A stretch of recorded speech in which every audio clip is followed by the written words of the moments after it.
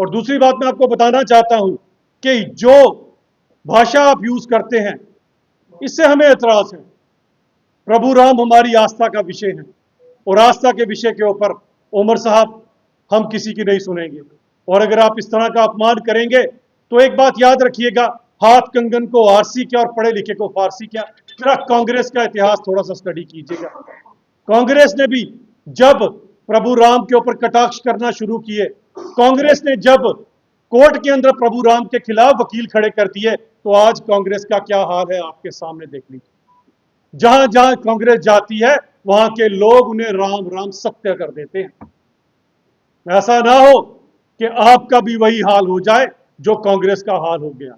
इसीलिए याद रखिएगा, अगर आप अपने परदादों की इज्जत करें ना करें, अगर आप अपने पिताजी के गाए हुए भजन की आपको इज्जत हो ना हो, लेकिन प्रभु राम सबके लिए पूजनीय है।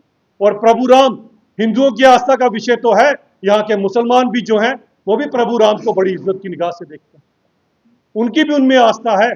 बहुत सारे आपको हमारे यहाँ पर भाई नजर आएंगे जिन्होंने अपना नाम, किसी ने अल्लाह राम बख्श रखा है, अल्लाह राम दीन रखा है। यह है हिंदुस्तान की सभ्यता। यहां पर किसी के मजहब के ऊपर कटाक्ष नहीं किया जाता। उमर साहब, बहुत दुख है कि जिस तरह से आपने जी मम्मी जी और जी राम जी कहा था।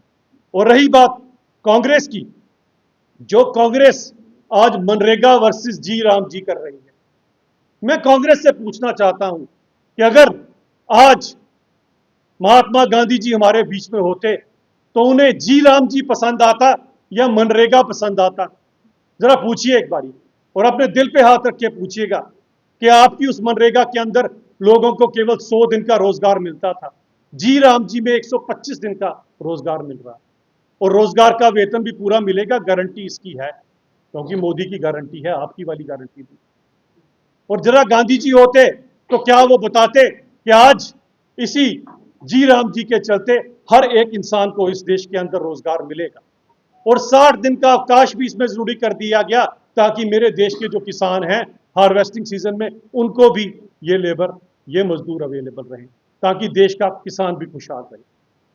और यही नहीं, इसी के अंदर बेरोजगारी भत्ता, अगर किसी को रोजगार नहीं मिला तो उसे बेरोजगारी भत्ता जरूर दिया जाएगा। ये जी राम जी का लोगों से एक वादा है। तो बताएं महात्मा गांधी जी इससे खुश होते क्या ना होते। और वो महात्मा गांधी जी जो ये कहा करते थे, उनका भजन शायद ये कांग्रेसी भूल गए, पर हमें याद है, रघुपति राघव राजा राम, पतित पावन सीताराम। ये गांधी जी कहा करते थे, गाया करते थे। आप गांधी जी का नाम तो लेते हो कांग्रेस वालों, लेकिन गांधी जी के गाए हुए भजन को भी जरा याद कर लीजिए।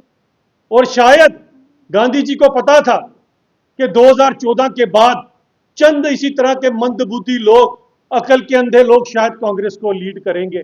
इसीलिए उन्होंने अगली लाइन भी भजन में लिखी थी। क्या लिखी थी?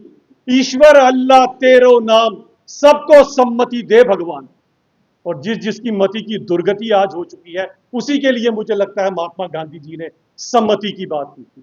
तो हम प्रभु राम से यही प्रार्थना करेंगे कि आप कांग्रेसियों को सम्मति आए। और प्रभु गांधी जी जिसके नाम के भजन गाया करते थे, आज उसके नाम से भी आप कांग्रेसियों को परहेज है।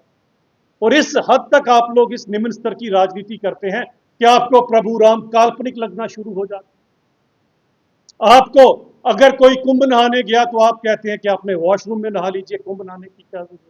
हजारों लाखों साल से जिन लोगों की आस्था उस प्रभु राम के अंदर जुड़ी है, उसका आप मजाक उड़ाते हो। तभी तो हर जगह पर आपका मजाक उड़ाया जाता है। बिहार की जनता ने आपका मजाक